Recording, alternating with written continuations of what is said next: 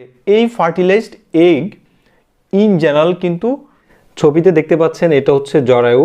এটা ডিম্বাশয় থেকে একটা ম্যাচিউর ডিম্বাণুকে বের করা হয়।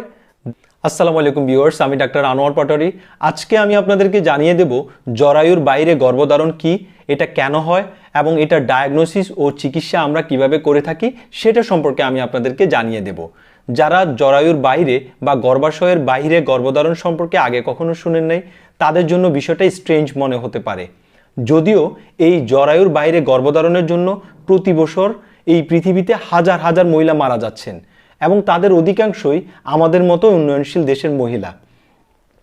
কিন্তু আর্লি ডায়াগনোসিস এবং জনসচেতনতা এই মৃত্যুর হারকে বছরের পর বছর কমিয়ে দিচ্ছে। তাই আমি মনে করছি আজকের টপিকটা সবার জন্য জানা খুবই গুরুত্বপূর্ণ। আশা করছি সম্পূর্ণ ভিডিওটাই আপনারা মনোযোগ সহকারে দেখবেন।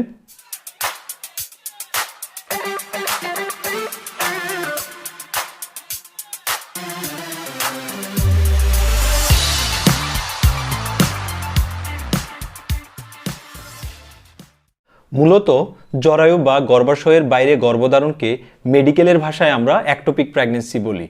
আপনারা সবাই জানেন ডিউরিং ওভুলেশন একজন মহিলার যখন ডিম্বাশয় থেকে ডিম্বাণু বের হয় ওই সময়টাতে যদি ওই মহিলার সাথে উনার স্বামী সহবাসে লিপ্ত হন এবং উনার স্বামীর বীর্য যদি ওই মহিলা যোনিপথে ভিতরে ঢেলে দেন তাহলে ওই বীর্য থেকে শুক্রাণু গিয়ে ওই মহিলার ডিম্বাণুকে ফার্টিলাইজড করে।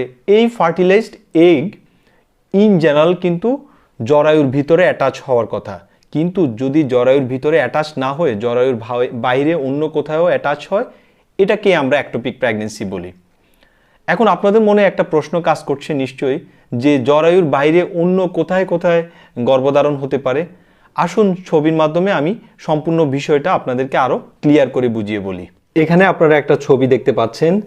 ছবিতে দেখতে পাচ্ছেন এটা হচ্ছে জরায়ু, এটা হচ্ছে ফ্যালোপিয়ান টিউব, এটা হচ্ছে ডিম্বাশয় যেখান থেকে ডিম্বাণু বের হয়, আর এটা হচ্ছে যোনিপথ। হ্যাঁ, যখন ওই মহিলা তার স্বামীর সাথে সহবাস করার পরে যখন ওই স্বামীর বীর্যপাত এই যোনিপথের মধ্যে হয়, এই বীর্য থেকে শুক্রাণু আস্তে আস্তে আস্তে আস্তে করে অ্যাসেন্ডিং ওয়েতে ডিউরিং ওভুলেশন ডিম্বাণু থেকে যখন একটা ম্যাচিউর ডিম্বাণু বের হয়, সো ওই শুক্রাণুটা কি করে, ওই বীর্য শুক্রাণুটা ডিম্বাণুটাকে ফার্টিলাইজ করে। সেই ফার্টিলাইজড এগটা ইন জেনারেল কিন্তু ইমপ্লান্ট হওয়ার কথা হচ্ছে এই জরায়ুর ভিতরে। আপনারা এখানে দেখতে পাচ্ছেন যে ইয়েলোইশ কালারের একটা এমব্রিও ইমপ্লান্টেড জরায়ুর ভিতরে। কিন্তু এই জরায়ুর ভিতরে যদি ইমপ্লান্ট না হয়ে যদি ফ্যালোপিয়ান টিউবে হয় তাহলে এটাকে আমরা টিউবাল অ্যাক্টোপিক প্রেগন্যান্সি বলি। হতে পারে এটা ওভারির ভিতরে হতে পারে জরায়ুর মুখে হতে পারে। আপনারা কালো যেগুলো দেখতে পাচ্ছেন এমব্রিও, এগুলো হচ্ছে সঠিক লোকেশনে না, হ্যাঁ বাইরে, হ্যাঁ হতে পারে প্যাটের ভিতরে হতে পারে। তাহলে জরায়ুর ভিতরে যদি এমব্রিওটা যদি ইমপ্লান্ট না হয়ে অন্য কোথাও হয় সেটাকে আমরা অ্যাক্টোপিক প্রেগন্যান্সি বলি। বিশেষ করে এটা 90% ক্ষেত্রেই ফ্যালোপিয়ান টিউবে হয়, টিউবের মধ্যে হয়। তাহলে টিউবের মধ্যে হলে সমস্যা কি, এই টিউবের মধ্যে হওয়ার কারণে আস্তে আস্তে আস্তে আস্তে করে এই অ্যামব্রিওটা বড় হতে থাকে, বড় হয়ে কোনো এক সময় এই টিউবটা ছিঁড়ে যায়, ছিঁড়ে ব্লিডিং হয় এবং ওই মহিলা মারা যেতে পারে। তাহলে আপনারা আশা করি এই বিষয়টা সম্পর্কে ক্লিয়ারলি বুঝতে পেরেছেন অ্যাক্টোপিক প্রেগন্যান্সিটা কি।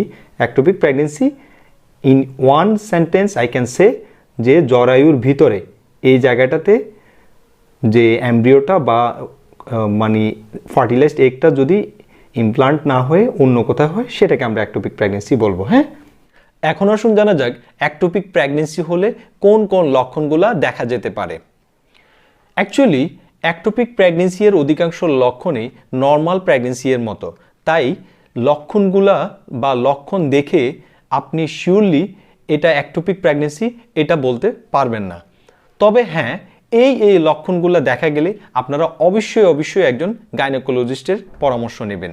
লক্ষণগুলো কি, যেমন যোনিপথ দিয়ে অল্প অল্প রক্ত বের হলে এবং তলপেটের যে কোনো একটা পাশে, বিশেষ করে প্যালভিক এরিয়া আমরা বলি যে বেলি বাটন থেকে গ্রোইন এরিয়ার যে মাঝখানে যে প্যালভিক এরিয়া, যে কোনো একটা পাশে তীব্র ব্যথা অনুভব করলে তাহলেও অ্যাক্টোপিক প্রেগনেন্সি হতে পারে। অ্যাক্টোপিক প্রেগনেন্সির কারণে পুরো পেটের মধ্যেও তীব্র ব্যথা হতে পারে। অ্যাক্টোপিক প্রেগনেন্সির কারণে শরীরের যে কোনো একটা পাশে ব্যথা হতে পারে। অ্যাক্টোপিক প্রেগনেন্সির কারণে ঘাড়ে ব্যথা হতে পারে, গলায় ব্যথা হতে পারে, পায়ুপথে ব্যথা হতে পারে। তাহলে এই লক্ষণগুলা দেখা গেলে ডিউরিং প্রেগনেন্সি আপনারা অবশ্যই একজন গাইনোকোলজিস্টের পরামর্শ নেবেন। তাছাড়াও নর্মাল প্রেগনেন্সির মতো অ্যাক্টোপিক প্রেগনেন্সিতেও বমি বমি ভাব এবং বমি থাকতে পারে। এখন আসুন জানা যাক কোন কোন মহিলাদের ক্ষেত্রে অ্যাক্টোপিক প্রেগনেন্সি হওয়ার সম্ভাবনা রয়েছে। যেসব মহিলারা 35 বছরের পরে গর্ভধারণ করছেন সেসব মহিলাদের ক্ষেত্রে অ্যাক্টোপিক প্রেগনেন্সি হওয়ার সম্ভাবনা রয়েছে। যেসব মহিলারা ধূমপান করেন, অবশ্যই আমাদের দেশে ধূমপায়ী মহিলাদের সংখ্যা কম, that is good for us. এই ধূমপায়ী মহিলাদের ক্ষেত্রে অ্যাক্টোপিক প্রেগনেন্সি হওয়ার সম্ভাবনা রয়েছে। যেসব মহিলারা এসটিডি বা সহবাসের মাধ্যমে ছড়ানো রোগগুলো দ্বারা আক্রান্ত, বিশেষ করে ক্লাইমিডিয়া, গোনোরিয়া, ট্রিকোমোনিয়াসিস এসব রোগ দ্বারা আক্রান্ত, সেসব মহিলাদের অ্যাক্টোপিক প্রেগনেন্সি হওয়ার সম্ভাবনা রয়েছে। যেসব মহিলারা জন্ম নিয়ন্ত্রণের স্থায়ী পদ্ধতি টিউবেক্টমি বা টিউবার লিগেশন করার পরে পুনরায় গর্ভধারণ করার জন্য টিউবার লিগেশন রিভার্সাল এই পদ্ধতিটি গ্রহণ করেছেন, সেসব মহিলাদের ক্ষেত্রে অ্যাক্টোপিক প্রেগনেন্সি হওয়ার সম্ভাবনা রয়েছে। যারা টিউবার লিগেশন, টিউবেক্টমি এই কথাগুলো বুঝতে পারেন নাই, তারা আমার জন্ম নিয়ন্ত্রণের স্থায়ী পদ্ধতি টিউবেক্টমি এই ভিডিওটি দেখতে পারেন, তাহলে এই বিষয়টা সম্পর্কে একদম ক্লিয়ার হয়ে যাবেন। আর যেসব মহিলাদের previous history of ectopic pregnancy, মানে আগে অ্যাক্টোপিক প্রেগনেন্সির একটা হিস্ট্রি রয়েছে, তাদেরও নেক্সট টাইম প্রেগনেন্সির সময় অ্যাক্টোপিক প্রেগনেন্সি হতে পারে। So be careful about that.